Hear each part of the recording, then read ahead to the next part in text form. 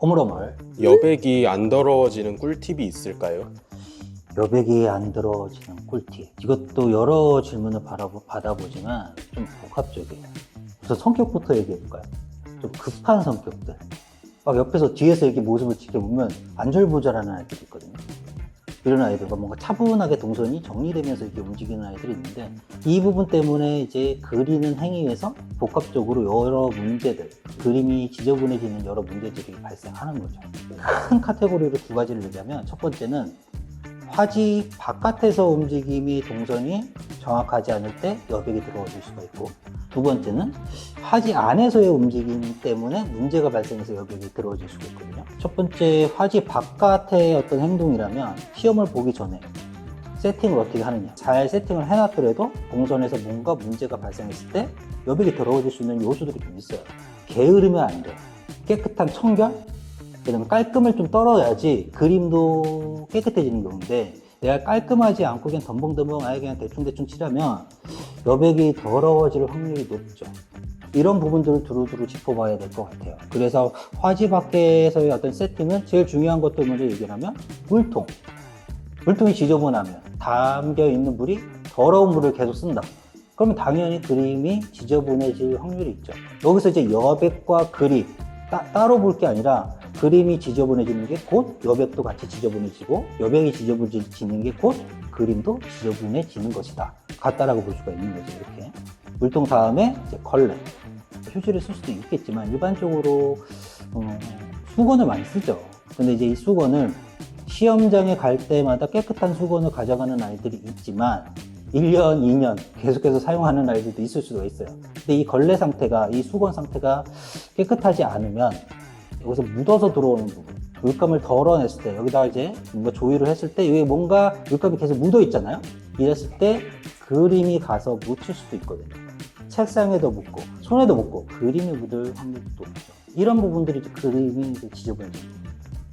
그 다음에 붓을 사용할 때 약간 세세하게 다 얘기를 한번 해보면, 이 물통의 깊이가 너무 깊으면, 쉽게 해서 물을 너무 높게 뜨면 이렇게 붓을 빨잖아요. 그럼 여기까지 다 담궈버린다. 이 정도까지 담궈버리면 여기가 물이 묻거든요.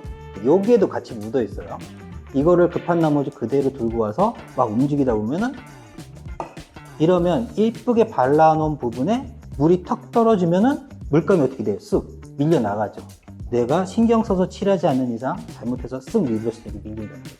이런 부분들, 그러니까 물통, 그 다음에 수건, 붓, 이 컨디션들이 맞아줘야 되고, 그 다음에 하나 더 얘기하면 팔레트, 위치. 이렇게 있을 때 너무 안쪽에다 짜는 것보다는 내 동선에서 먼 바깥쪽에다 짜야지 화지를 돌렸을 때, 움직였을 때 그나마 조금 덜 묻는다. 뒷면에 묻었을 때 화지에서 막 책상 위에서 그리다 보면 당연히 책상이 어떻게 돼요? 굉장히 지저분해지죠.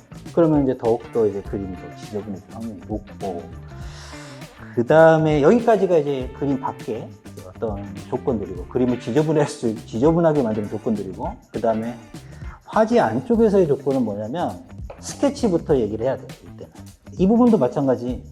익숙한 아이들은 뭘 어떻게 해도 상관없어요.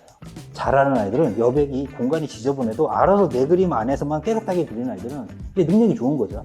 근데 이제 이게 뭔가 어색하고 구력이 짧고 이런 부분, 시험이 두렵고 이런 아이들은 이제 화지 안에서도 이제 봐야 된다는 거죠. 이게 뭐냐면 스케치가 한 방에 잘 안 나와. 그리다 지우고 이러면 종이가 어떻게 돼요? 계속 데미지가 먹죠. 데미지가 먹으면 깨끗함에서 점점 멀어질 수 있어요. 그 다음에 손에 땀이 좀 있는 아이들은 아무래도 4시간, 5시간 동안 종이를 잡고 그리다 보니까 땀 때문에 더러워질 확률이 높다는 거죠. 또는 힘 조절을 잘 못해서 너무 세게 눌러서 막 이렇게 그려, 스케치를. 그럼 이걸 지우개를 집어놨을 때 이 부분이 어떻게 돼요? 그대로 일어난단 말이죠. 그 상태에서 붓질이 또 넘어가면, 붓질이 들어가면 깨끗한 느낌이 안 들어요. 스케치를 너무 세게 뜨고 톰보에서 2B 이상 넘어가는 부분에 익숙한 컨트롤이 잘 안 되는 아이들은 4B 또는 2B 가지고 스케치를 뜨고 지우잖아요. 흑연에 대한 이 부분 때문에 여백이 좀 깔끔하게 안 올라오는 경우도 있고, 급한 나머지 시간에 쫓겼을 때 덜 지워놓은 상태에서 특히 노란색, 올리브 느낌이 좀 나오고, 이런 복합적인 부분들이 굉장히 많이 발생해요. 그 다음에 이제 칼라링으로 넘어갔을 때는 도색, 물감과 물의 농도가 정확하지 않은 아이들은 문제가 생길 확률이 좀 더 높아요. 그게 무슨 경우냐? 물의 농도가 많은 아이들. 첫 번째. 그러면 첫 톤을 칠하고 물의 농도가 많으면 이게 마르는 시간이 오래 걸릴까요? 짧게 걸릴까요? 오래 걸리죠.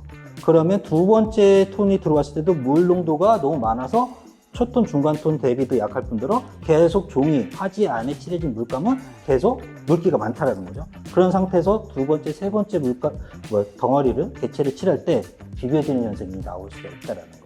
반대로 물감을 너무 많이, 유화처럼 두껍게 바르는 아이들이 있어요.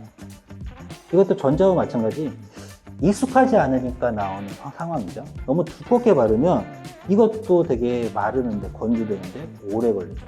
첫 톤 두껍게 바르고 두 번째 톤 두껍게 바르고 그리고 다른 물질 칠하다 보면은 물감이 두껍게 칠해져 얹혀져 있다 보니까 종이에 이게 쓸릴 확률이 또 이것도 어때요? 높아요. 정확한 자기만의 물 농도가 정확한 아이들은 딱 쳤을 때 두 번째 톤이 조금 이따 바로 올라가도 이게 딱 붙어가지고 물기가 거의 없어요. 바로바로 덮이면서 순차적으로 척척척척 문제없게 넘어간단 말이죠. 이때 쓸려도 크게 안 밀려나가요. 이 농도를 알아내야 되는데 이게 미숙하지 않으면 이런 부분들에 의해서 복합적으로 화지가 지저분의 확률이 상당히 높다.